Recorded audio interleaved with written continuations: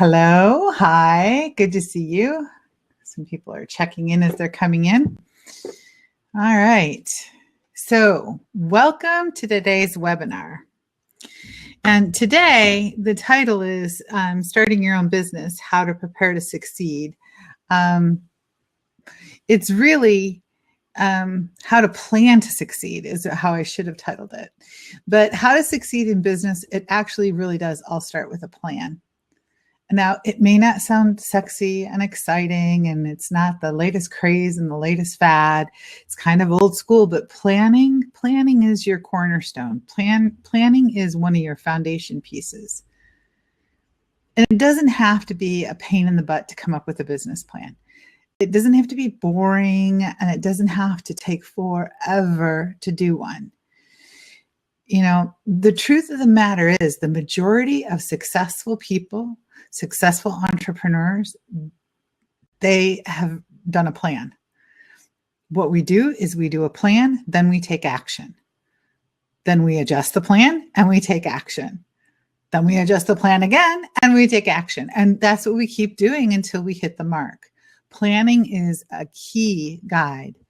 If you're ever feeling confused or lost, a plan can actually give you direction. If you're feeling overwhelmed or overburdened, a plan can actually help lighten the load.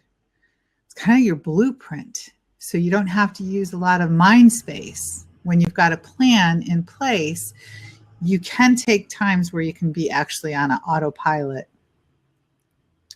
Now, if you've been struggling and you're feeling frustrated, I get it. Hang in there. Because by the time we're finished with this web session, you're going to have a really good understanding on how you can pull a plan together with ease, and one that fits you, one that's custom just for you, which is important. You're going to live the plan. So I kind of like this prep work makes the dream work. And that's really true. I mean, if you prepare and you plan, then everything else is a dream. It falls into place. You're going to have struggles, sure. But having a plan really does guide you. I launched my first company. It is a corporation. And I launched it about a decade ago now, I guess. Yeah. And I now own and operate 2 consumer product businesses as well as a service company. I kind of know a thing or two of plans. I've been around the block once or twice. And I understand the significance and the important role that they can play in your business. So how do I do it? How do I juggle all those plans with all those businesses? Well, the thing is I didn't always. For some time, I actually struggled with plans. I overcomplicated them. I mean, I wrote plans that were like pages and pages long. They were unusable in my everyday life. I made them time consuming by pouring too much detail in them. And I had even used them in the wrong way. I kind of used them as to kind of hide behind, oh, I have to plan it first. And as a result, you know, my direction of my company it was lackluster. I had some growth, but the wins seemed to kind of slip away as soon as I got them. And it was frustrating. But then I realized I needed to set down an anchor. I needed to set down an anchor that was dynamic enough, one that I could lift and move when I needed to. One that fit my needs, not that fit somebody else's needs. So eventually I forced myself to stop the madness and work on my relationship with planning. And the first thing I did is I re-educated myself. I tossed out the books from my college degree in business, and I revamped everything. I took a look at what really does work and what doesn't work and what is important from an entrepreneurial perspective. You know, there's a difference in if you are going for venture capital funding and you're looking to go public, and there's a different path that you're on. But as an entrepreneur, there's a little art. There's a lot of art actually that goes into it. So some things you need to have structure with some flexibility. And the old traditional way just wasn't working. Now Now, the way I do things now, I love to plan. I love to formulate plans, and I can do it on the fly. It's not difficult. But the traditional model wasn't easy.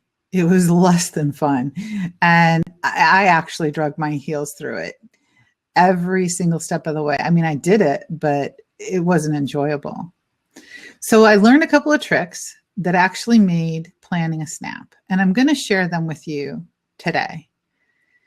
I also figured out one super secret fact, a tactic, a strategic tactic that I use in my planning that is critical, that lets me juggle and balance 3 different companies and still keep my sanity. So let's dig in. We're going to learn how to actually bend time to our will and build the business of our dreams, and by putting in a solid plan. Sound good to you? Let me see if anyone's got any questions. Okay. Yeah. Struggling with plans. Well, let's get you unstuck with struggling with plans. That's what we're here to do. You're not alone. So before we go further, I have a couple of questions for you. How would you feel if you knew you were on the right road to succeed? Not just think about, not just say, okay, I think I have an idea, maybe, but how would it feel if you actually knew for sure that you were on the right path? How would that feel for you? Yeah, it would feel pretty good. Yep. All right. So what would it feel like, if you can imagine, to be able to move ahead in your business effortlessly? Like breeze through, kick your heels up, sit back, work on your computer, and just breeze through your business. Stress, overwhelm just kind of fell away to the side, and it really had virtually little to no impact on you. How would that be for you? Pretty good. Yeah. Awesome. Yeah. I agree. Okay. The other thing is, how would it be? What would it be worth to you if you could see actually 4 moves ahead? Chess players, really good chess players, expert chess players, actually see the game 4 to 7 steps ahead. That's what makes them so fantastic. They're great at strategy, and they can see the moves and the alternatives and how they would respond. And if you could do this strategically with your business and adjust to the changing environment and respond to your market demands without skipping a beat with ease, what would that be worth to you? Yeah, again, awesome. Yeah, I bet it would be pretty priceless, right?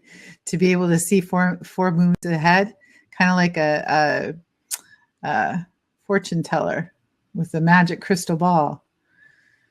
Well, it's not exactly a crystal ball, but that's what a plan can do for you.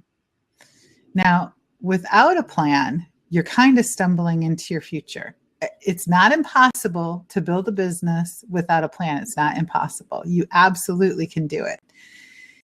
But you kind of have no idea where you're headed, right? I mean, you can go pell-mell into the future, and you're going into what?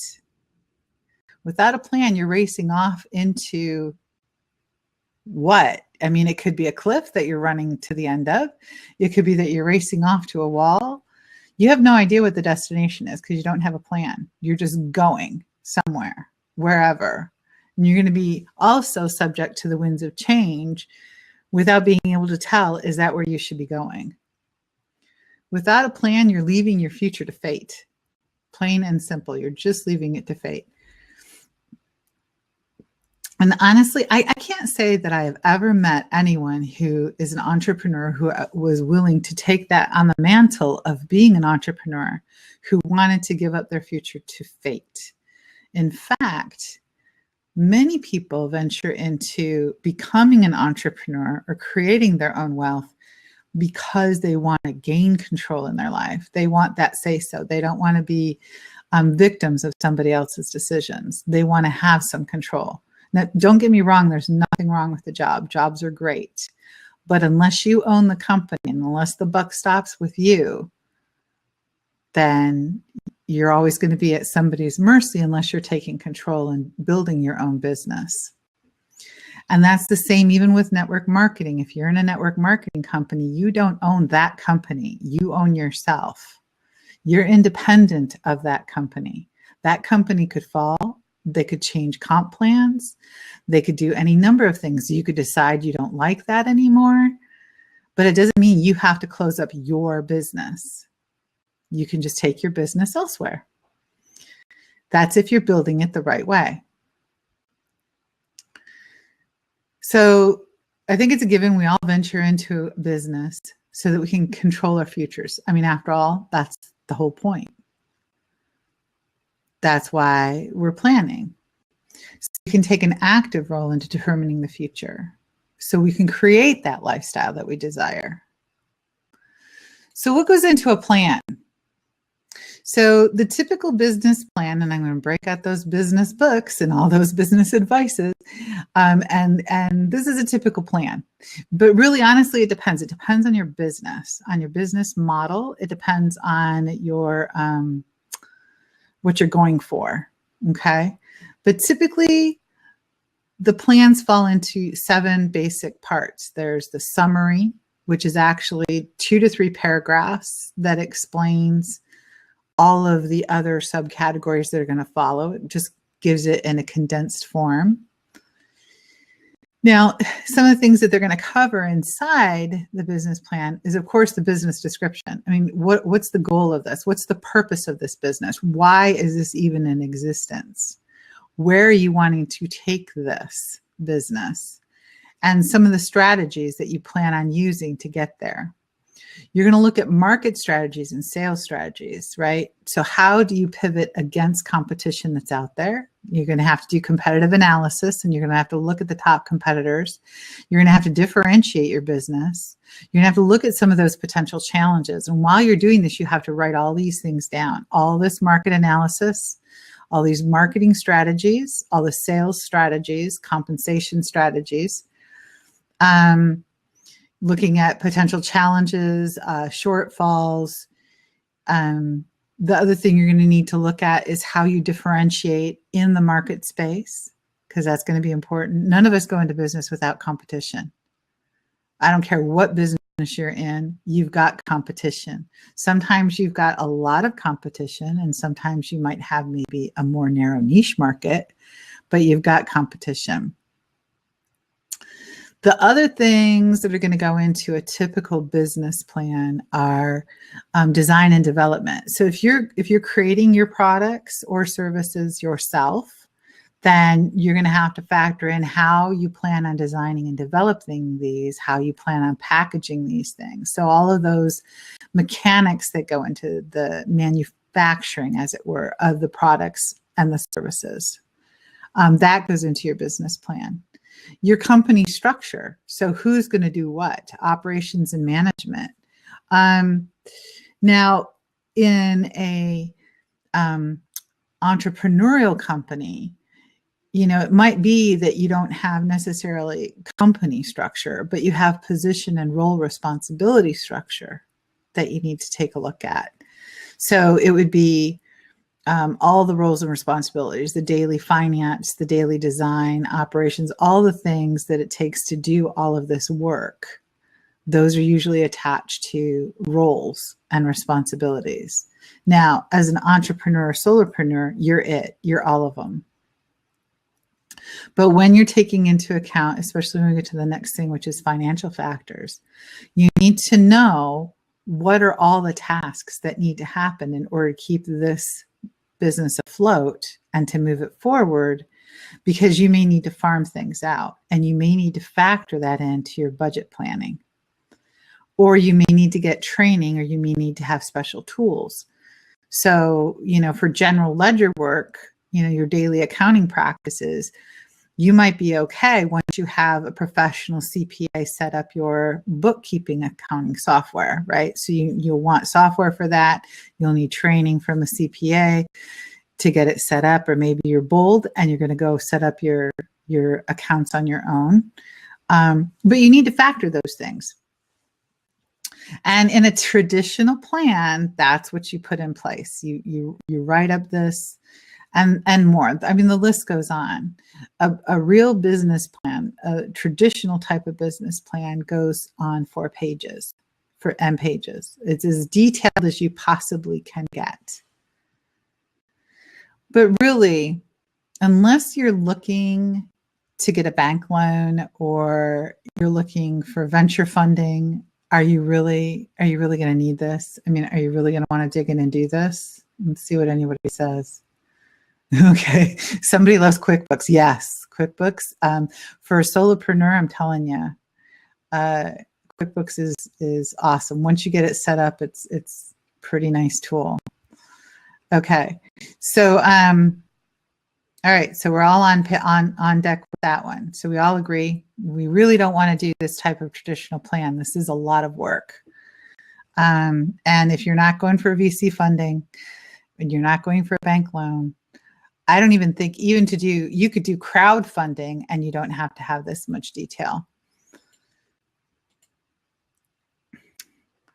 So you probably don't want to do that unless, okay, you're wanting to get that, venture funding. And honestly, for most people, if they had to look at a business plan like that, it would make them run for the hills. I know I would have, but I did write that business plan. Or what usually happens with people is they're like, I'm not going to do it. I'm just not going to write a business plan. Look at all that stuff that goes into it and look at all that work that goes into writing a plan. I just won't bother. Well, here's the sad part about that. And I've witnessed people do this, and that is a shame. Because what happens is if you don't take the time to write a plan, some kind of plan, or develop a plan, then you're on the road to nowhere. You really are on the road to nowhere. And I've witnessed people take that latter choice, and I can tell you that they ended up on this road going nowhere, sometimes stalled on this road to nowhere. And for me, that's really a sad thing to witness, because it doesn't have to be that way. Making a plan, developing a business plan doesn't have to be that way. You don't have to take the traditional approach. And actually, I'm going to show you how actually a plan can be fun. And a plan is not some dead thing that's in a book somewhere or in a document that you never open up again. So just take a moment to organize a plan. It doesn't take that long. It really doesn't. Not the way I like to do it. Once your foundation's in place, it really is quite easy. It flows naturally. So, but since you're here with me, this isn't you. You're actually not on that road to nowhere. You're here. So that tells me a great deal about you and your passion and your drive. You really are on the road to somewhere. And maybe you just need a little help with figuring out how to do a plan to succeed and succeed at doing your plan. And kudos to you for making the time to learn this foundational skill. So many people avoid it or ignore it. So I'm quite proud of you. So I promised you a couple of tricks that I learned on how to make business planning easy as breathing. And it really is. Once you've got them mastered, it will be as if you could bend time to your will. Things will just happen, and it's as if time is bending to you. I also told you that I'm going to teach you one of my secret tactics that helps keep me in harmony in the face of absolute chaos or turmoil. It helps me balance 3 companies in a personal life. And a tactic that once mastered can make stress absolutely melt away. So stick with me, because that one I'm going to share at the end. So here's the truth of it. Your business plan actually lives with you. It lives with you and your business. You're all integrated. Your plan is like a living organism. It's like the leaf here that we're looking at in this picture. It has life. It's not dead and locked in some cupboard somewhere where you're never going to take a look at it. It's there with you all the time. So let's take that first step in changing our perception, right? And a relationship to business planning. So we're going to take it out of the textbook and school book or the document that's locked away somewhere in the computer that's just too laborious. You're going to actually integrate this with your life. It starts with that seed, and that seed evolves and grows as your business grows. So your plan is like a seed that will take root and change and grow. It's part of your everyday. You're never away from it. And your plan actually needs to be ingrained in you and in your actions for your business.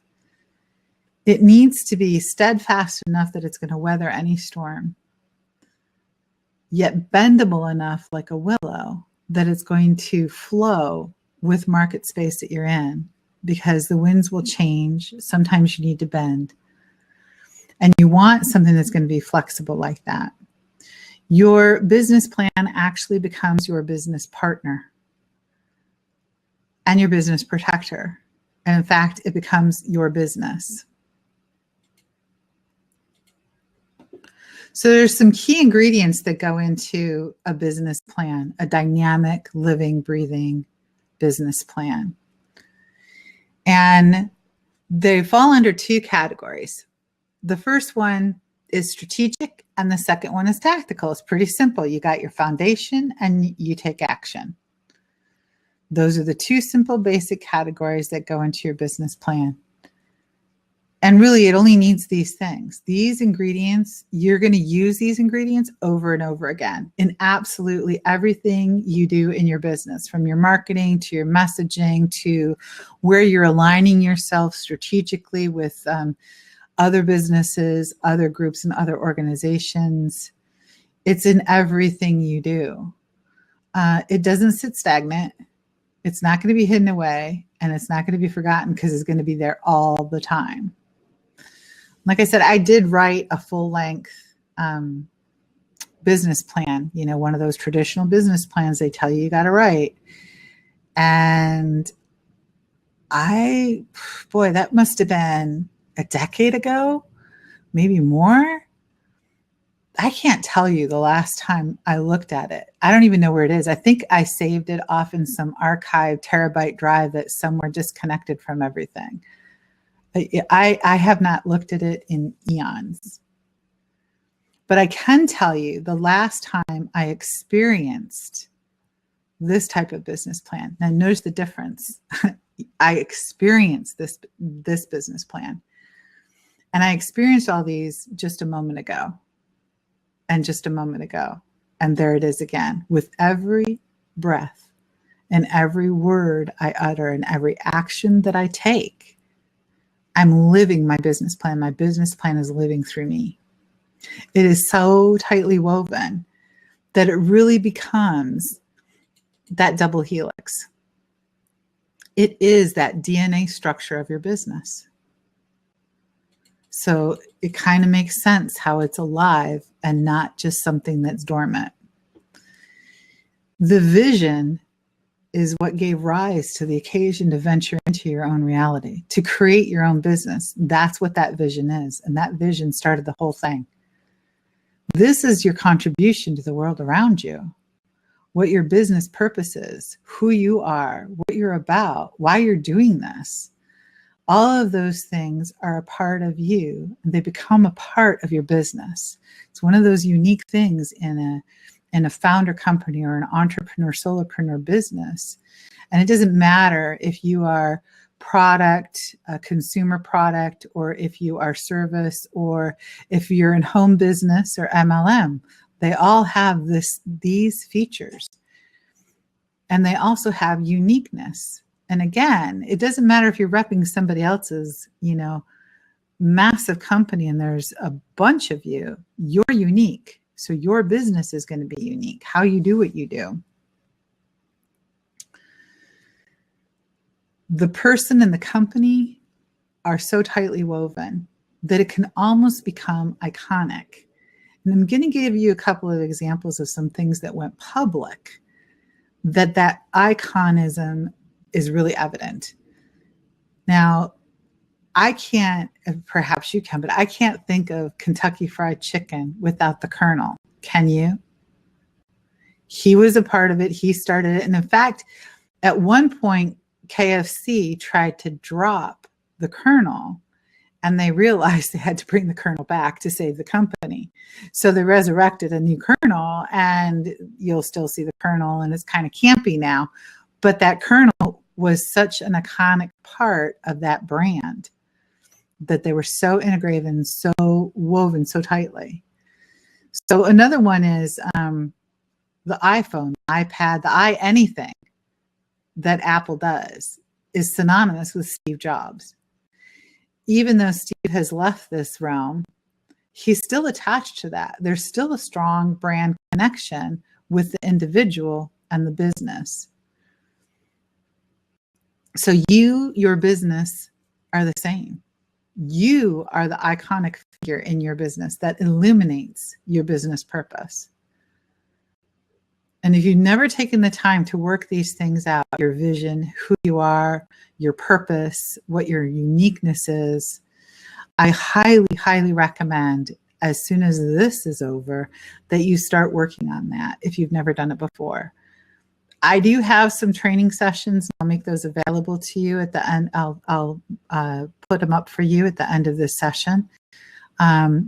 That's an option if you want to take them. They're self-guided, self-paced workshops where you actually will create your vision. And you'll go through a 2-phased foundation where you're going to answer all those questions about who you are, your uniqueness, and your purpose. You're going to create those foundational pieces, that DNA structure of your business. If you don't have it now, I highly recommend that you get it.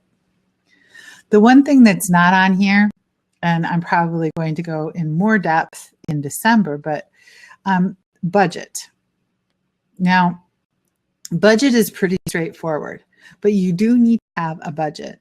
You do need to know what it costs to do business, what licenses, what taxes, what technology you may need, what memberships you may need, training that you want to get, training that you need to get.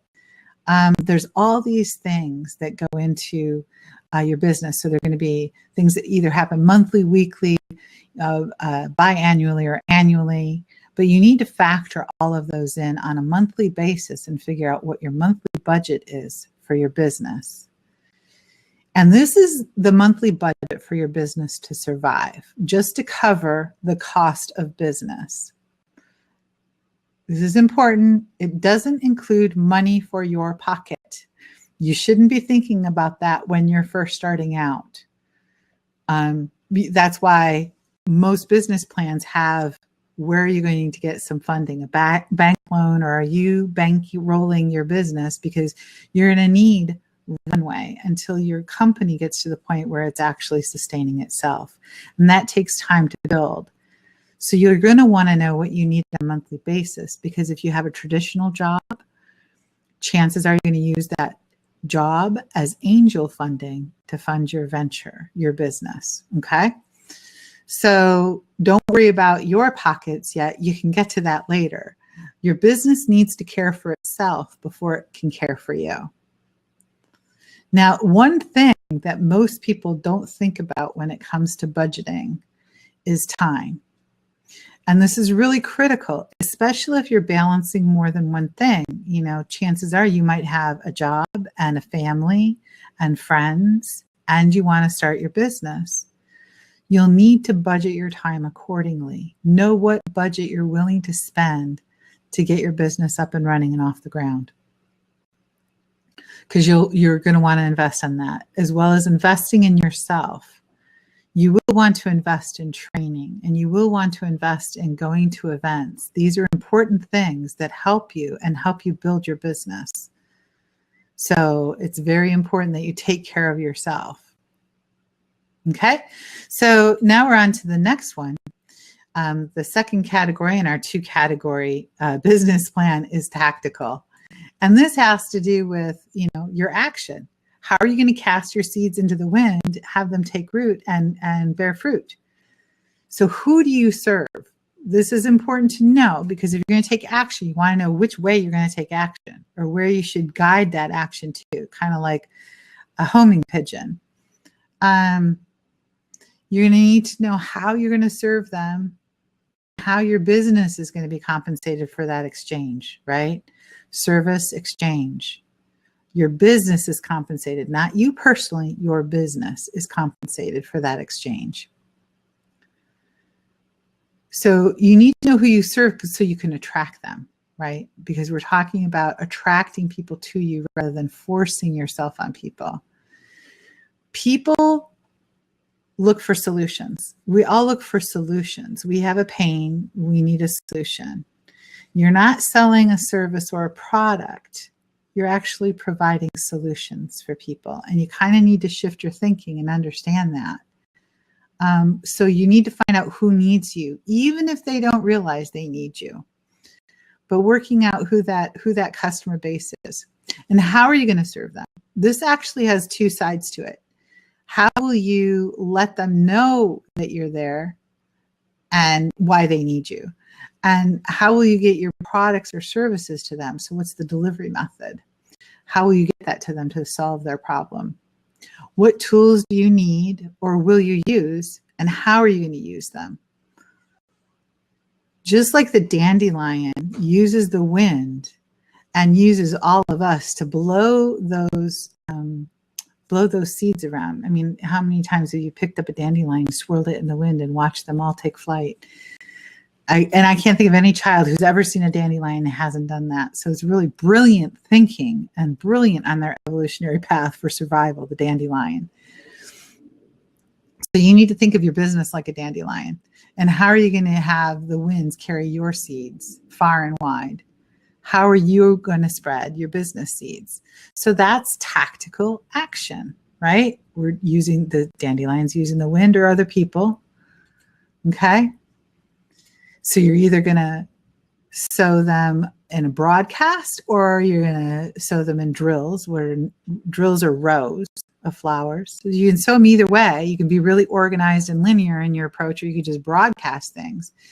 But either way you choose to sow your seeds, the flowers that result in the coming season, after those seeds take root, the flowers are a representation of how many people you've been able to serve, right? Because that's where the fruits of your labor come back. This is the revenue part. This is the health of your business. This is when you start to see these flowers take bloom, is when you're in the black. It's when you're generating enough revenue from your business, that exchange for services, right? That you're generating enough that it's covering the cost of the business and it's actually growing.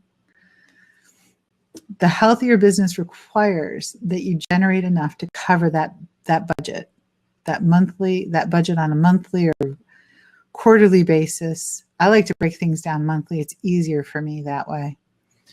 Now, the ultimate goal is to generate more than enough, much more than enough, and grow your business to support your vision. So your vision included you. Remember when we talked a few slides ago about your vision for your business and why you want to do it? You want the business to generate enough revenue that it's supporting that ultimate vision. And for each of you, that vision is going to be different. And it's unique to your own. And it's unique to your business. The revenue potential is unique to your business. Maybe for you, your goal is to generate enough revenue just so you can go on vacations and not worry about it. Maybe your goal is to generate enough revenue to pay a household bill, to lighten the load on financial burden at home. Maybe it is to support you, and maybe it is for you to become a millionaire or multimillionaire. It's not unheard of. So, but each person's going to be their own, and their own vision and their own degree of revenue. But the thing is, and the key is, when you stay in it long enough, what happens is that propagation starts to take hold.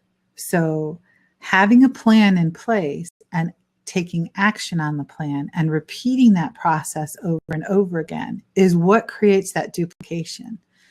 And the duplication results in a wider propagation. I mean, you might have started with one little tiny area in a garden, and pretty soon your dandelions are all over, all over heaven's green earth. Building on your foundation and using the proper wins and others, because others are going to help spread your word about your business out there into the world, and serving customers. If we've planned right, propagated effectively, there's no limit to what you can do. There really isn't.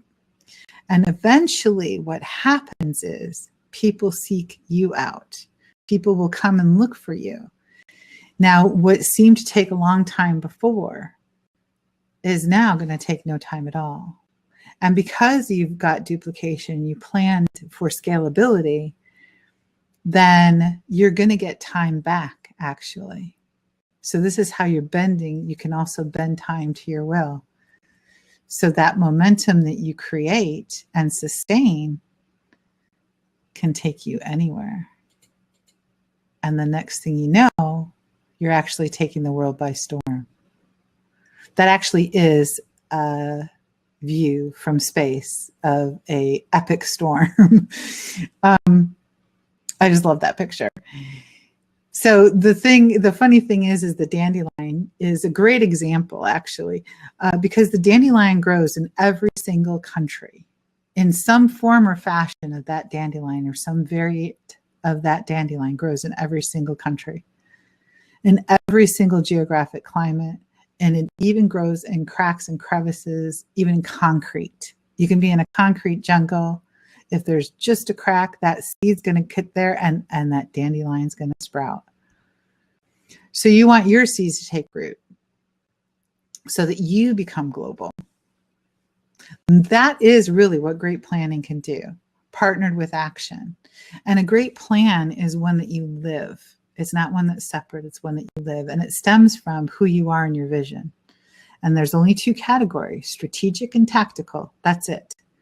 You got a strategy, you got tactics. You're going to take action. Your foundation and action, and repeat. So that's pretty simple. What do you think? Pretty easy to follow? Yeah? Okay. Great. Oh yeah, there's one more thing. Before we wrap up, I did promise you the one secret. The one secret before we wrap up. And this is the one planning piece that is my favorite planning piece. It's the one thing that I finally learned that saved my sanity and allows me to balance multiple companies. And that is that I plan no action. Yes, I actually plan no action. There are times where I let one or more of my businesses coast because I've built in momentum, and they can coast. They get momentum on their own, and they're going. I just have to go in and prod a little once in a while, right? Nurture them along. But I plan no action. I sometimes will take hands off and let it run. So taking the lesson from this tree, it may seem like it isn't doing anything, but in between the times of growth and expansion, it rests. It rests and nourishes itself. Maybe it's sending down deeper roots. Maybe it's garnering enough sugars so that it can push out more. It's storing up its reserves. So there are things that are happening. It's just not as visible. And that's okay. You need times of rest as well. But you do need times of rest. We're like that. Humans are like that. We have days filled with activities. Some days I have frantic days of activity, but I need to rest. I go to bed at night and I sleep. It's really important that I get my rest because it helps my mental clarity. So I need rest. Plants need rest. So I let my businesses have times where there's no action. One of the things I learned as a marathoner, it was a great training, and oftentimes you'll hear me refer to marathoning when I'm coaching. But you'd have days where you're running and days where you actually did nothing. And it's not that I didn't want to run. It's that I could run because I had allowed my muscles to rebuild, because it's a process of tearing down and rebuilding and tearing down and rebuilding to get the strength. It's kind of like steel being tempered in fire. Same thing, times of rest in between. And the rest was just as important as the run. All right, so we're at the end here. I hope you found some value here. Feel free to share it with others that they might find value. And if you found some value here and you want to share some insights, please feel free to reach out to me. I love to hear back from people. Right now, the pieces that I was referring to during the workshop. All right, so it's creating the unshakable vision and creating the rock solid foundation is actually a two-parter. So these are cornerstone pieces that I highly recommend to anybody if you don't have those cornerstone pieces in place yet. All right, well, thank you for your time, and until next time.